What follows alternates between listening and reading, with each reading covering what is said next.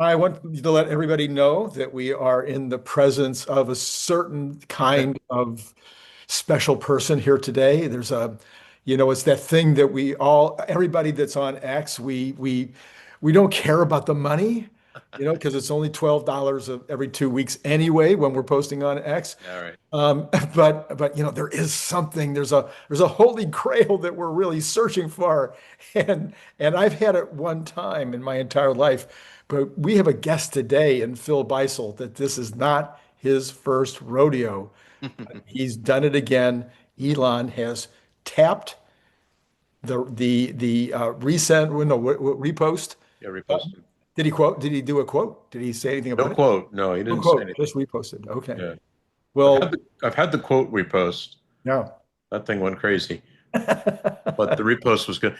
Yeah, I make it, by the way, I make it hard on myself. I don't put up pretty cute little consumable memes and videos. I put up dense information, and so I make him agree with it.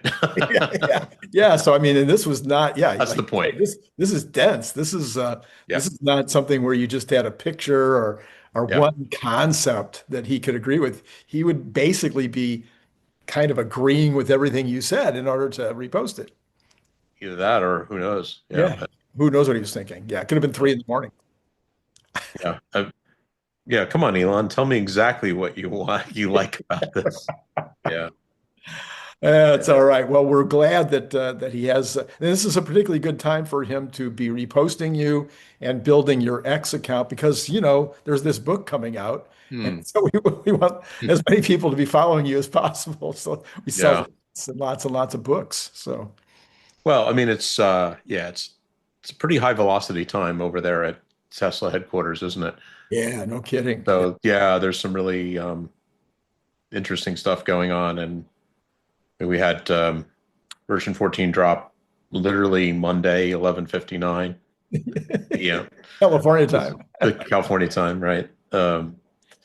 So yeah, but that's somebody asked me the other day, or I saw somebody complaining about that on X, and they said, "Oh, look, he posted it. I mean, they put the release out at the last possible minute," and I responded to the person. I said, software is never released; it escapes. It escapes. So yeah, I mean, it's really hard Yeah. to Heck yeah. say this is it. This is the build. Let's go. Yeah. Um, Yeah. because I mean, first off, if you know anything, there's bugs in it, and you probably have a long list of those bugs sitting Right. around. Right. Um, if you don't have a list of bugs, you better not release it. Like that would be, that means you have no awareness of what you're pushing.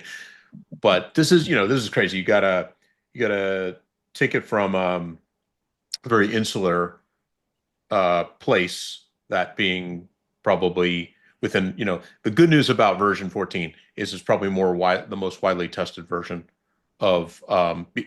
Right. prior to release, because I think it's been sitting on Robotaxi for a couple weeks. Right.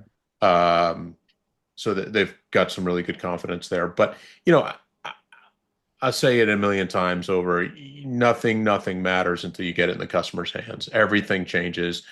You see stuff, customers immediately pick up issues because A, they're doing it at scale. B, they don't think of the normal pathways that the engineering team might Hmm.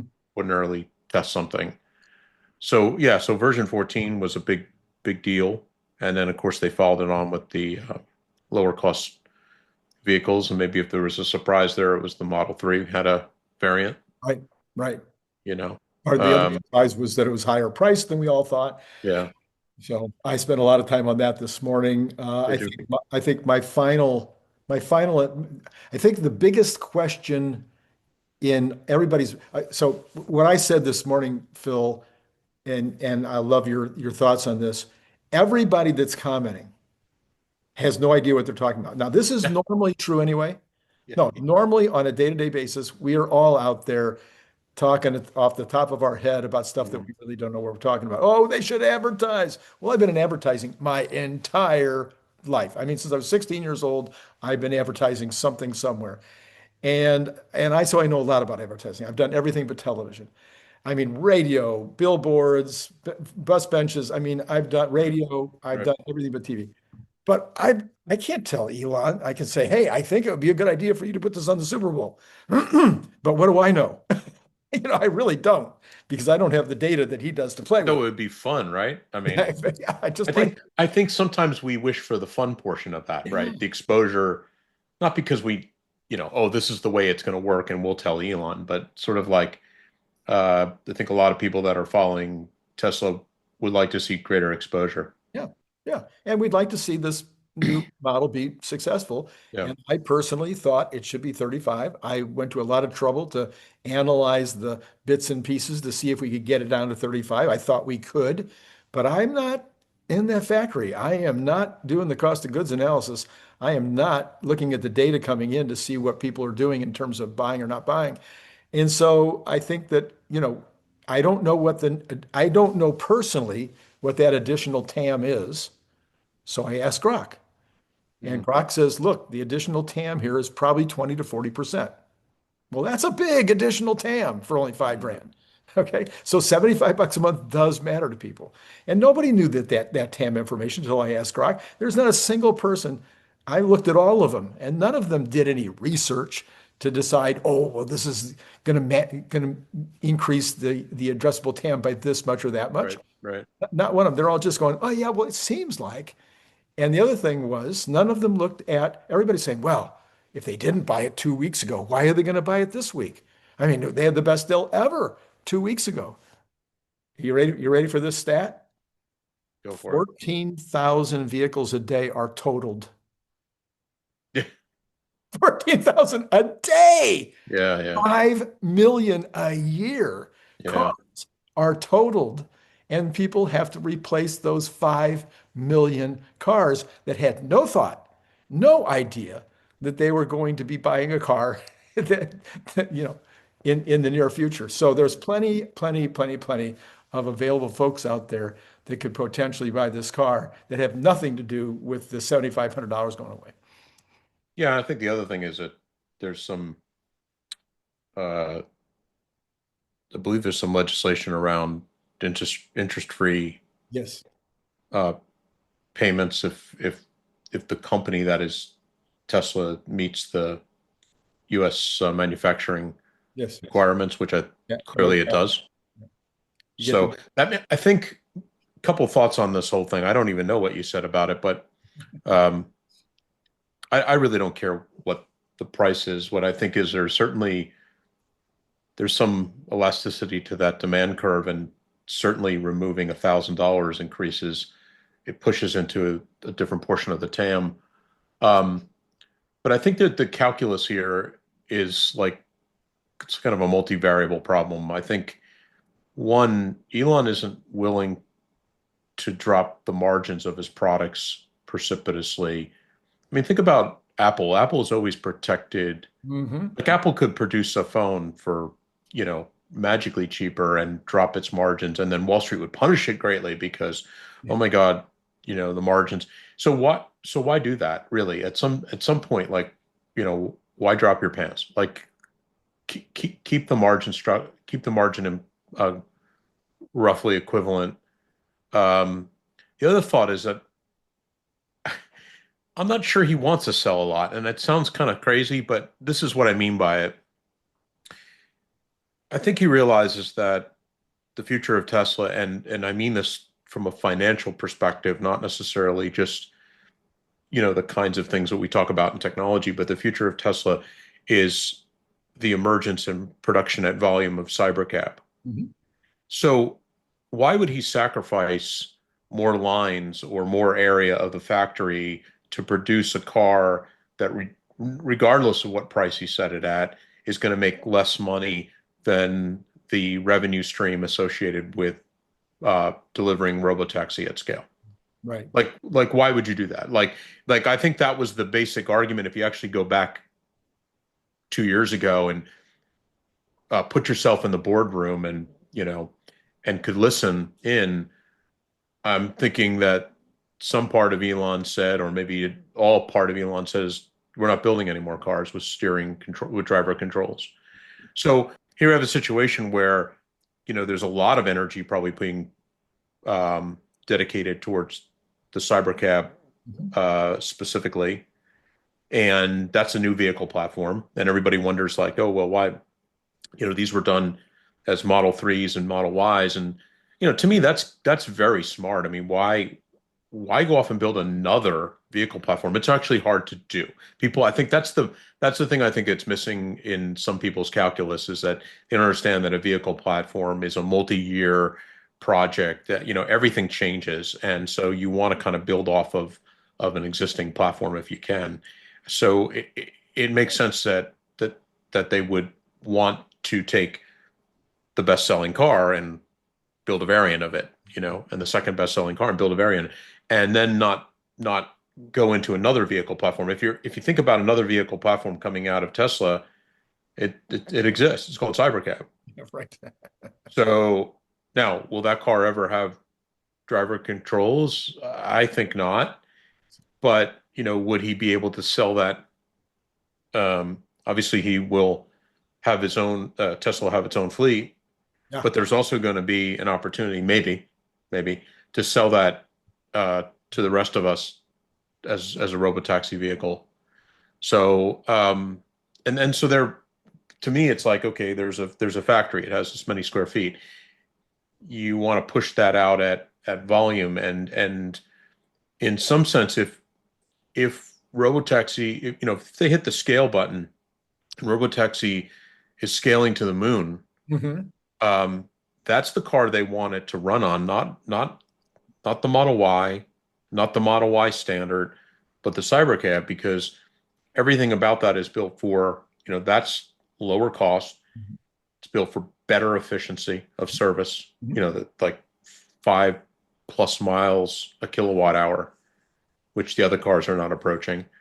And so, yeah, you'd want to put, this is the platform that you're going to put all your effort behind. So if you have 10 million square feet of factory, and you're like, what should I produce here? One makes me $5,000 in profit over its lifetime, and the other one makes me $30,000 a year for 2 or 3 or maybe 4. I mean, I don't know the exact numbers. I mean, I'm not doing a Cern here for you, but I'm just giving you kind of like, that's what I think is going on here. All right. So yeah, so we had the model, we had that big news along with the model, with the version 14.1 news. But I think the thing that you were received your honor, got your red star on the refrigerator, had to do with version 14. So Yeah. what exactly was it that Elon was so impressed with? Oh, well, we don't know he's impressed, but we know he reposted, so we can say that. Let me share Sure. screen here, and we'll get it rolling. At the bottom in green. No, I got that, but there's something else. Oh man, everything. This is a bit of crazy here. Yeah, so my most technical experts, I think, would be you and Larry. Yeah, and you Larry think I'd instantly.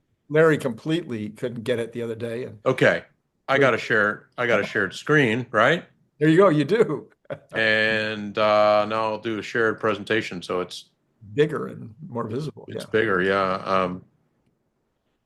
Yeah. Even I can do this. Well, you know what it is, Phil, we are watching you, and that always does, make things worse. So there you go. All right. Well, it moved the window around, so Oh, yeah. Okay.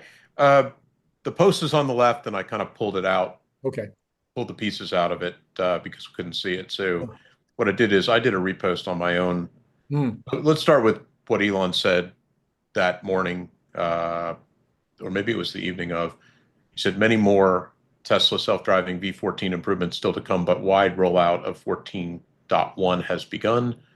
And then 14.2 rolls out in a few weeks, and then 14.3 a few weeks later. So by the way, you might note that somehow 14.0 never happened.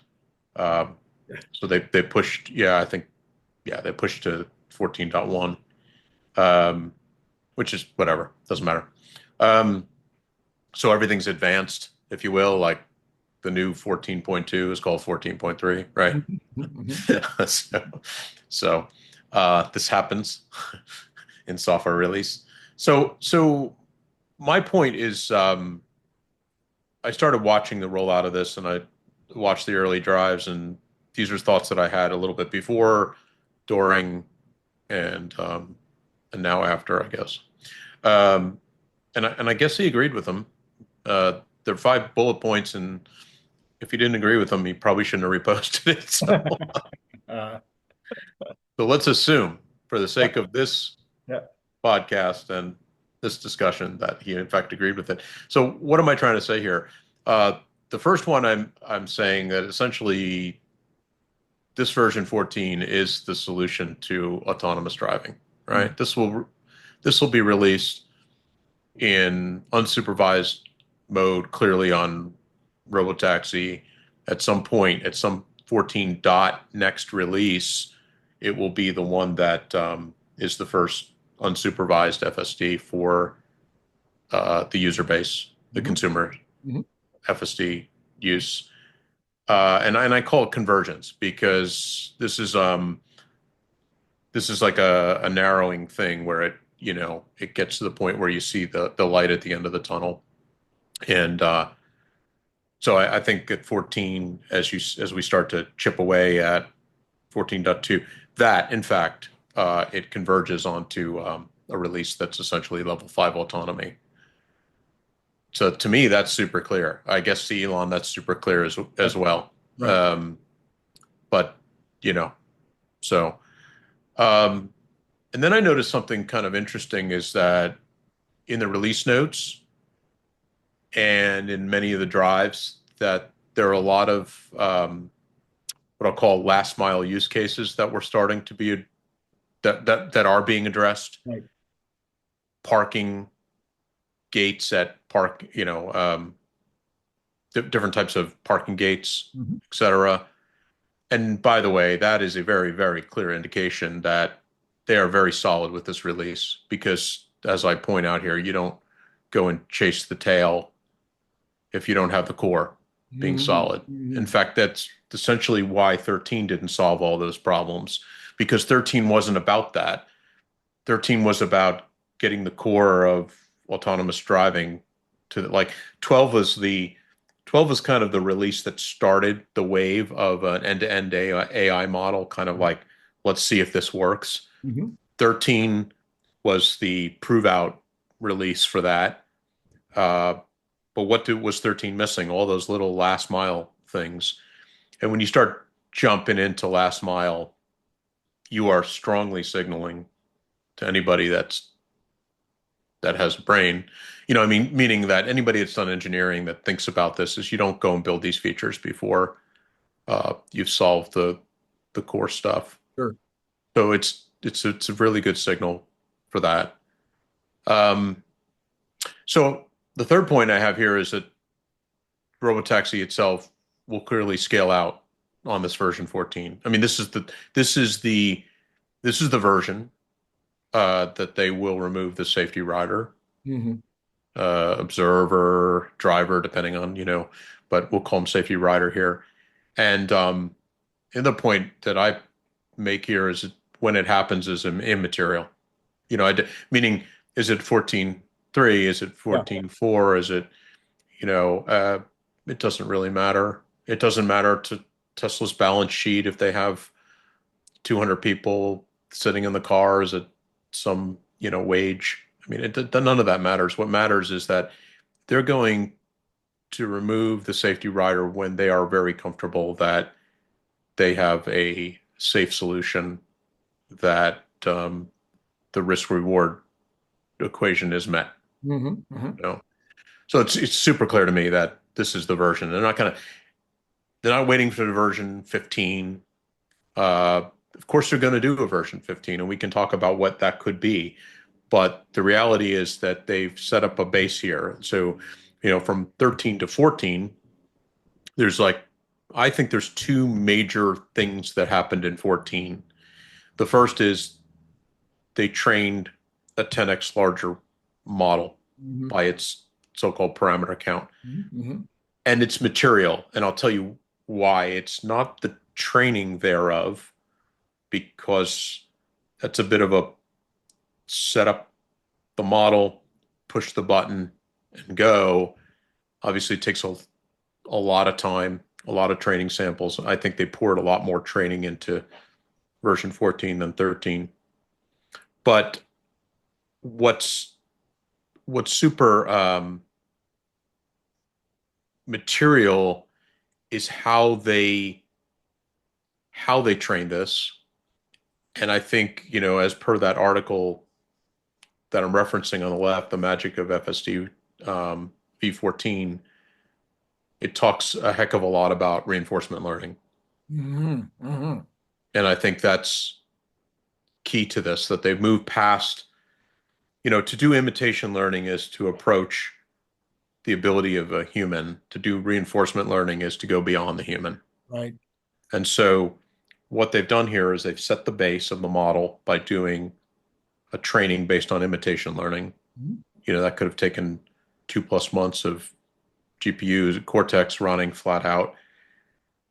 But on this release, they focused on reinforcement learning, which is a whole different thing. It just tunes the model to a lot more use cases, um, and it takes the human out of the loop.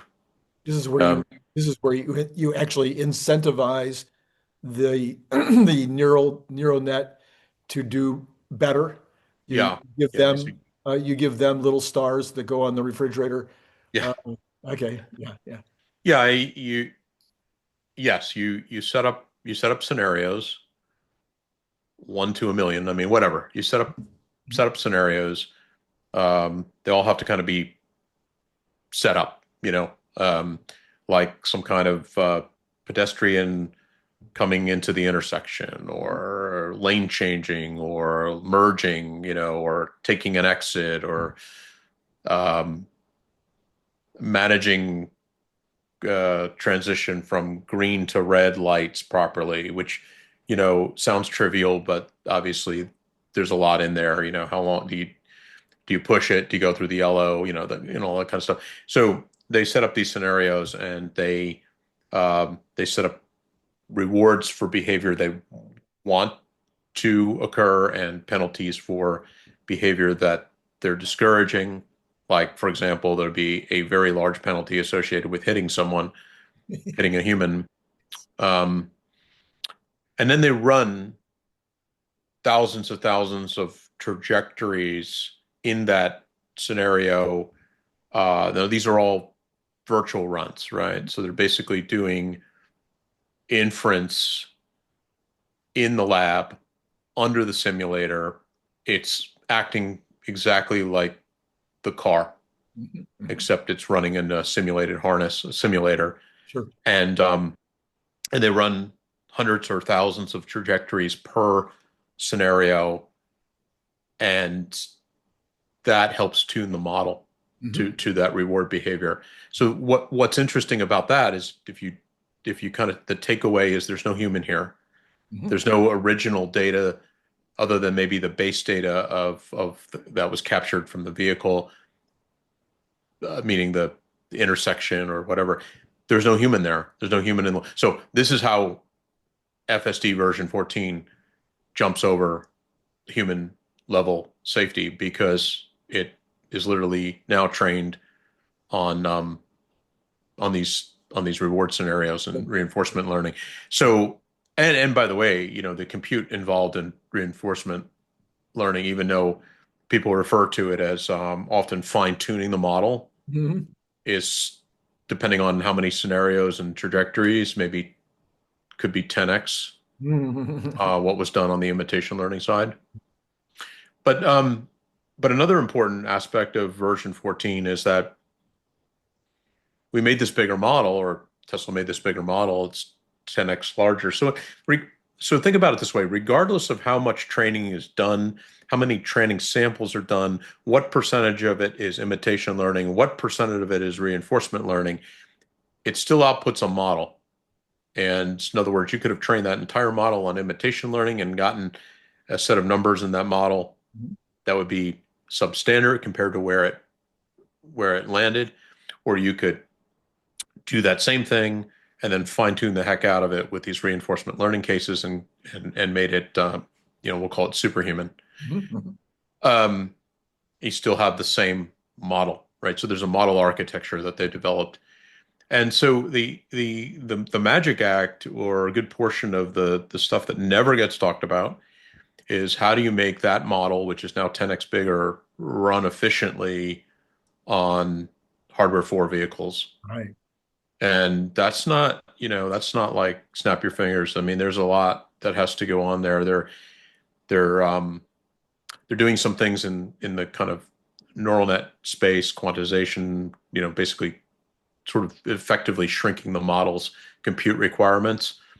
But more importantly, I mean, maybe equally of equal important, they're just tuning it. They're trying to get that photon to control latency, meaning the input to control output to have the minimum amount of time, and that requires engineers, tuning the heck out of it on that inference computer, um, to get the thing to run. And what they're trying to do is they're trying to achieve the same performance metrics they probably had in version 13. So Mhm. if let's just say, for sake of argument, version 13 ran 20 inference cycles a second. Well, they sure want 14 to do that too, Yeah. right? Um, they don't want to, drop back to say 5 a second. Oh, we have a bigger model. It's 10x bigger model. Uh-oh, we can't compute the model as often. Mhm. Mhm. Um, so that there's so much work done there we'll call it on the vehicle inference side, to get that thing to really hum. And then, and I think this is one of the reasons that, um, beyond some of these special use cases we should talk about, is one of the reasons that all of this took a very long time to go from 13 to 14. Like we saw this like, uh, blackout period, sort of like, Yeah. oh, all 13 releases stopped for, I don't know what the right time frame was, it 8 months or something? I don't know. Longest ever. Yeah. Mhm. Was it about that? Whatever the case, it's clear when you start on a new version, um, your release velocity is going to go. I mean, you're going to basically stop. You're not going to spend a lot of your resources, on, point releases of 13. So that kind of dried up. It's like literally dried up. And then we were waiting on 14. So in other words, they put all the eggs in the basket at Mhm. Yeah. 14. Yeah. Yeah. Yeah. Um, and by the way, that's a bit of how we are on a project that's, I mean, this product, FSD, is not reached, we'll call it, scale or maturity yet. So you'd expect from an engineering organization that there's going to be kind of a wholesale switch from the team moving from 13 to 14, and largely leaving 13 out there to die, Yeah. Yeah. unless there's some critical thing that they need to, pay attention to, because any moment they spend on 13 is a moment they can't spend on 14. Mhm. Mhm. So if people are clamoring for 14 to be released, and you're seeing a bunch of 13 releases, somehow one of those timelines is elongating, right? Mhm. Mhm. So point three here is that robotaxi will scale out on version 14, and this will happen on some version of the release. And if you put a gun to my head, I'd say by December, Okay. or possibly November. Mhm. Mhm. But if it happened in April, I don't think it would You make any mean in October difference. or in April in next year, if it happened next year in Yeah. April. Okay. Yeah, I don't think it, I mean, um, we should talk a little bit about the fact that what's not listed here is that, well, it is sort of listed implicitly, is that these last mile use cases like parking and Mhm. gates and so forth, these are things that without doing this, you don't have a product at some level of, these are the details that ultimately matter. The customer experience. The customer, yeah, I mean, the customer will be of the opinion the thing must drive perfectly on the highways and the roadways, and that expectation should and it will be, and should be what it is. But then once you get past that, and once you build that into your level expectation, your next thing is, well, is it going to park in my driveway? Is it going to go through the gate at the parking garage? All that kind of stuff. Yeah. So that kind of thing was clearly, and that's what Elon meant, like, when he said a couple of days ago, hey, we're working on a last minute bug and but it gives us time to put a couple more features in, which, by the way, if on my engineering brain, that would scare the hell out of me if somebody said, fix a bug, but also add these 3 features, because now, I feel like, yeah, but I mean, we really don't know what he meant by that, honestly. We effectively, that might be why 14.1 came out and 14.0 died somewhere, because maybe 14.1 was the candidate release that had, let's just say, parking gates, Yeah. as a feature in it. And there was a bug that they were dealing with 14, which of course it would have been in 14.1 at that period. So they said, well, let's just throw 14.0 out and move our efforts into 14.1, which already has the parking gate feature in it. So I think that's kind of probably what he meant, somewhere in there. Not necessarily that specific feature, Sure, but something like that. Okay, and then point 4, which, super interesting if he read this far, and it's part of the reason he reposted. I think point 4 is something I bring up often, and I'm not sure everyone believes me, but I believe that version 14 is a multi-moded release, meaning that it can work in supervised, unsupervised, and supervised modes. And it just has to be told by the runtime system, how are you operating? Yeah. Now there may be some very specific things for robotaxi in the unsupervised. So you might want to say there's 3 modes. There's customer supervised, there's customer unsupervised, and there's robotaxi unsupervised. But I think it's one build.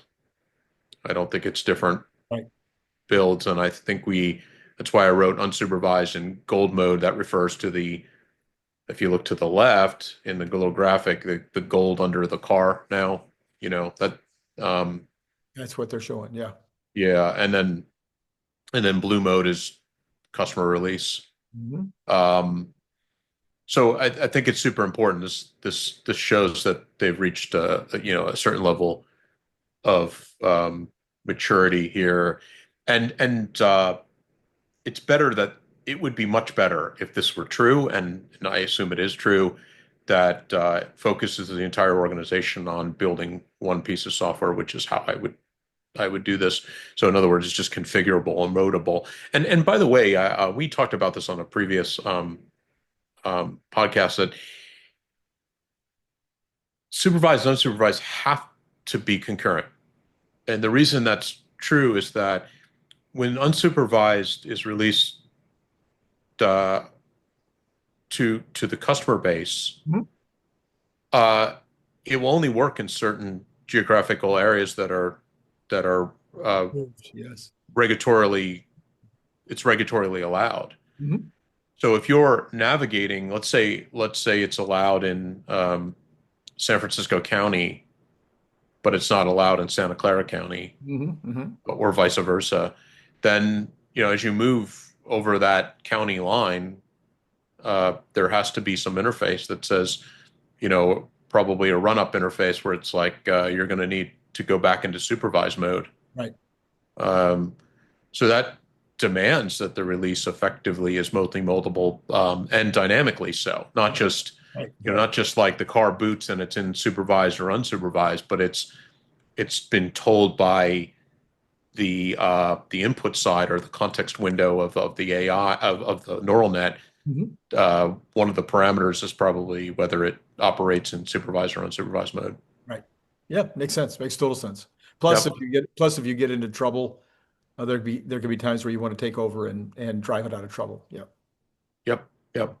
Um, and the last point I make is that, now we're back to that uh, version 13 vibe where we're going to get Uh, releases on once a month or once every 2 months or something like that.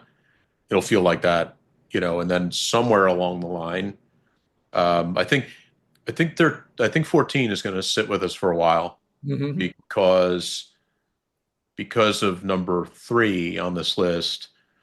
Uh, a lot of effort is going to be made in to get to that scale out moment, and then the tail after it, the stuff that has to happen after that to keep robotaxi progressing on its scale out. So I don't expect that. I mean, can always be wrong, but I don't expect we're going to see some tweet from Elon saying, version 15 is up next week. Yeah. I don't think that's true. Um, they may have an idea what they want to do with version 15, but they have a lot of work to do on 14. And I think it's important to recognize that 14 is not a monolithic thing. And what I mean by that is that 13 was more a monolithic kind of release in that it was there to drive the car from A to B. And A to B was not the last mile kind of use cases or those little things that complete. Now we're getting into a place where they want to complete all those features like the banish and the summons Mhm. components, Mhm.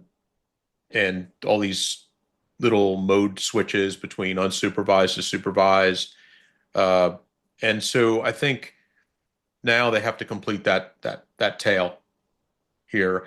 And so what I expect to happen between 14.1, 14.2, 14.3, 14.4, or whatever, is that this time around, you're going to see more features actually added to the product. Mhm. Mhm. Uh, and then internally, I think there's 2 parallel tracks. I think one is a feature track, which a certain portion of the AI engineering organization is divided across that kind of set of features. Like we must do these drop-offs really well with robotaxi. We must do airport pickups very, very well. Therefore, we have to, um, uh, get our routing right. Let me talk about that in a sec. Get some of our routing components more precise in terms of pickup and drop-off locations and so forth. Um, and then there's the other portion or the parallel portion is training the model to be just better at it as a whole. Um, although that's a little bit not unified as much as it used to be, because I think what's happening now is you've got these reinforcement learning scenarios saying, okay, let's go ahead and apply this reinforcement learning scenario to this issue we see about recognizing motorcycles or something, Mhm. And what I mean by that is, if we recall, probably less than a month ago, Elon put out this post and saying, we'll start with 14. 14.1 will be released 2 weeks after. 14.2 will come out, I don't know, he said a month after or something like that. And it will feel sentient. Mhm. Mhm. And, you might think, well, wait a minute. If if if 14.2 isn't done yet, how does he know that? Mhm. And the answer is probably by him extrapolating from where he is with 14 based on this. Uh, as I mentioned, I think version 14 is leaning heavily into reinforcement learning. Mhm. And that now divides the pie up into training these different areas like reinforcement learning used maybe for lane changes or exits or pedestrian and walkways and so what I think is imagined that Tesla has 100, 200 use cases where they want to apply the reinforcement learning technique. And maybe version 14, or in this case, 14.1, Mhm. is of those, what did I say, 200? Of those 200 use cases, they did 50. Yeah. Just literally how much compute, how much time, how much setup time for the to run the scenario, how much compute time, and what's practical to get in the build. And so Elon probably went out himself, and tested some number of those 50. And Yeah. he went, oh, okay, I see where this is going. So then he knows where it's going. And that means that, okay, maybe there's 150 left. And when they get through the entire list of all 100 or 200 reinforcement learning training components, um, then therefore he will declare that the release as a whole feels sentient. Yeah. If that makes sense. And I've been trying to figure that out, and I think I just did. So one of my children, I won't say who, so that if she watches it, she's not embarrassed. Oh, that just divided it in half. Anyway, one of my children had horrible depth perception when she was learning how to drive. And I would sit in the car and I would go, she is going to smack one of these parked cars. And I'm going to be paying the bill. And then I would consider it to be normal depth perception when I'm driving. I think nobody ever sits there and goes, "Oh my gosh, I think you're too close to this," or whatever.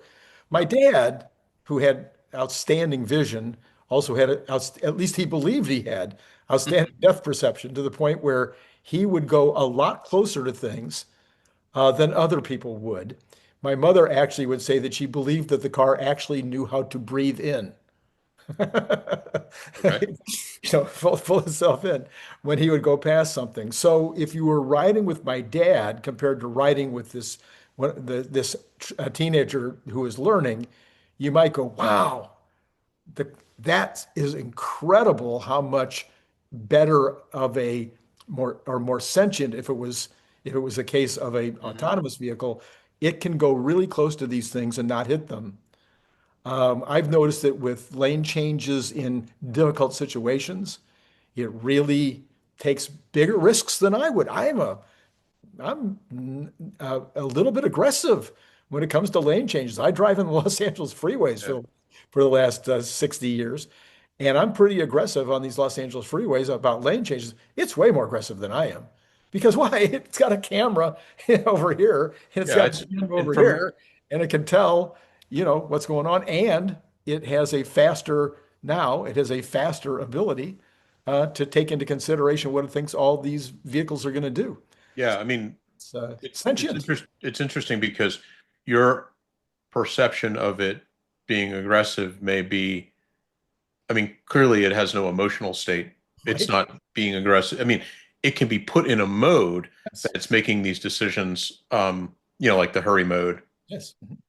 But the reality is that it's if it's making that lane change, it's doing it fairly safely because Mhm. it's computing faster than you and seeing better than you. Yeah. Yeah. And so we see this all the time where a vehicle that we're not even aware of is coming up on the car. And so the car is not making the lane change because it can see this vehicle and you Right. can't.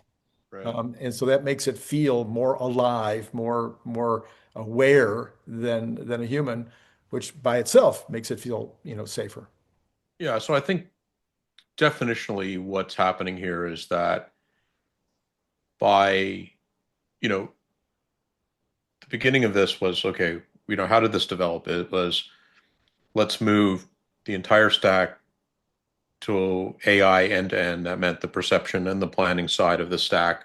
Prior to that, it was the planning side and the perception side was AI and the planning side was algorithmic code. That was version 11, 10, I suppose.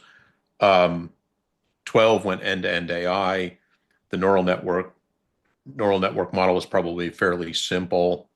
13 evolved that to be both larger parameters, but I think they also started on what is known as a mixture of experts architecture, where they built subcomponents of the neural net to focus on things like intersections, highway travel. Driving is not a uniform act. Right. There are these special, driving in snow, driving in rain, driving in fog, etc. These can be written on this mixture of experts. They talked about it. They talked about it in one of the earnings call that they were actually doing that during the 13 timeline. I believe that they carry that forward in 14. They probably put more expert modules in the neural network itself. They made the whole neural network itself much bigger by 10x, and then they've trained trained it with a lot of reinforcement learning. So what Elon is perceiving through this evolution himself is that now the car feels like an extremely good driver, that it has good anticipation, makes the right moves, adjust its speed better, does its turning, the better sort of consistent turning radius, etc. And all those things, dial into his brain as saying, well, this is sort of a sentient type of thing, because it's like the best human driver that now is out there. Yeah, Um, I've commonly have thought, driving over the years, you get into a situation where there's a sudden stop. There's an accident, and all of a sudden everybody's stopping, and maybe you're following a little too closely, but you've got plenty of time to stop. So you're already making this judgment. I can, even though that person has stopped really, really fast, I've got plenty of time to stop. I've still got to slam on my brakes, and I'm glad I've got really good brakes, whatever. But I've got time. But if you're a little more sentient, if you're a little more on top of things, you would also be going, but I wonder if the person behind me has time to stop. Because if the person behind me is coming on a little too fast, maybe I don't have to stop as fast, and that might give them an extra foot, right, which that might be the foot that causes us not to end up having a. right. So these vehicles today would have this dialed down. I mean, this would be automatic. So it wouldn't be a matter of one driver thinking of it and another driver not. It wouldn't matter how attentive you are to the situation. The car is always going to be 100% attentive. And then it's going to be able to do the math like a lot better than you are in Yeah. terms of what's happening in front and behind, Yes. and come to the right pathway Yes. much And better. and and by the way, it's not as if it suddenly is hyper, like the circumstance you say where the car ahead is slowing precipitously. A human gets very focused, almost in a fight or flight kind of way of focusing on that alone. So we'll say the average driver. Mhm, mhm. The better driver is doing what you said, which is they're threading the needle between slowing quickly and worrying about being rear-ended. Uh, but even of those two acts, they're probably missing all the other perception that they were doing moments ago about cars from other lanes coming into their lane and stuff. So they really cut down the decision tree down to these very, very necessary things. Um, and that's a bit how humans work. This is not what's happening in this. Like if you could think like the neural, or you could get inside this thing and think the way it's thinking, you'd be like very surprised, I think, because it isn't really um, hyper reactive Yeah, to that. It's just simply using, oh, okay, I need to slow down. I right. need to keep offset. I need to worry about being rear-ended. All that stuff. Now, it's not using those things, those little, it's not, it doesn't have a list of things that it's doing. It's just avoiding collision. Right. in the general sense. When I was at Rivian, we went through uh, various versions of professional driving training. Hmm. Okay.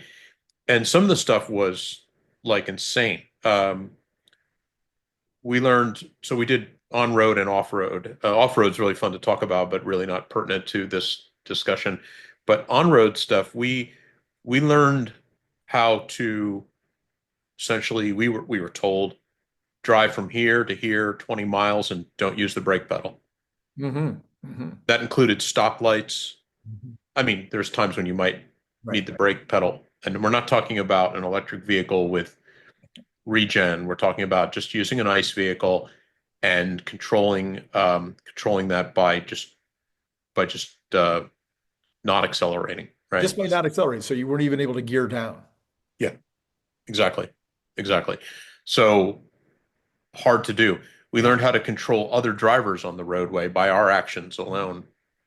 Mhm. One of the things, for example, is if you want to avoid head-on collision in a two-lane highway, you should drive as close to the middle yellow, double yellow as possible, not as far away, because that is already forcing the other user to create more offset to give you Mhm. more room. And since you're aware of that, now you have more room to get out of that Got it. Yep, yourself. yep, yep. And we were put under, we were told like, let's behave in a way that forces other drivers to behave in other ways. And we learned how to do that. And in a sense became much better drivers that the average person isn't trained to do these kinds of Right, things right, right. at all. And Now imagine an AI that is trained to be, All of those things. Yeah. yeah, and especially since we're getting into this whole place where we're really leaning in to this reinforcement learning. Yeah. We are taking the human out of the loop. We're not relying on imitating human behavior. We are moving way past what a human's capabilities are, even the best drivers, right? So we have said before that the standard to get better than a human driver is based on the average driver. And people always said, well, how in imitation learning can you get better than human drivers? Well, we're talking about using the best driving samples of the best Hmm. outcome behaviors, best drivers. Hmm. And therefore we're approaching the best drivers, which are 2x, 10x safer than the average driver or something. I don't know the actual math there, but the point is there are poor drivers, there are excellent drivers, there are average drivers, and to get better than all of them, including the best ones, requires uh, going beyond, taking the human out of the loop and then going into this reinforcement learning. So, I mean, what's going to be very interesting is that we get past, let's say we're out to version 15 or something. I mean, we are in the place where people, when probably version 15 is out there, that people will generally understand as a population at that point that autonomous driving is safer than humans by far. I mean, certainly the insurance industry will know it. The governments will understand it. Right now, we're on this place that most people don't even know that Teslas can drive themselves and don't know that they're typically safer than Right, right. most of the humans that would turn around and operate them. So anyway, Yeah. kind of circling back, I think the point is that if you read those 5 points that I wrote for that post, I think Elon's saying, yeah, this is true. Yeah. Um, Maybe he's not like 100% on everyone. I don't necessarily think that he's saying that I'm 100% accurate inside the referenced article, but I think I am. I'm close. Yeah, I mean that Yeah. article Yeah. talks Yeah. that article talks a lot about reinforcement learning, where I think And you they've could put a be lot of, right, and you could be right 93% or yeah. 80% and still be right enough, I think, yeah, I'm right in the macro. in terms of talking the reporting of it. Yeah. Yeah, I think I'm correct in the kind of 50,000 foot view of the thing. If I was at Tesla, I'd be like, Okay, that's a bit surprising. I didn't know that. There'd be lots of things that would come to, um, or what their process is for. I don't know their release process. I don't know their test process. I'm guessing how they do a lot of this stuff, based on what I observe and my experience. But but it is fun to watch because Tesla. I think we've talked about this before as well. Tesla, unlike um, there's actually maybe two reasons for this, but unlike most companies, Tesla is exposing us to how the sausage is made, Yeah, yeah. right? Um, but the other reason is this is a public, this is why I said in the first point that people might not get this from a typical software, that this is a release that is converging towards solution because it is not something like like an iOS release where you put it out version whatever, we're up 26, and then they're just going to fix bugs and add sort of features over. It's it's like each release is improving, and we have to kind of go through those doors. Yeah. Now, the big doors we don't see because, well, I shouldn't say it that way. The We will see with Tesla, we will see a lot of the doors that we have to go through, you know, and those will be largely what happens between 14.1 and 14.2 and et cetera. There are a lot of things we don't see. Right. A good example of that is I would say to you that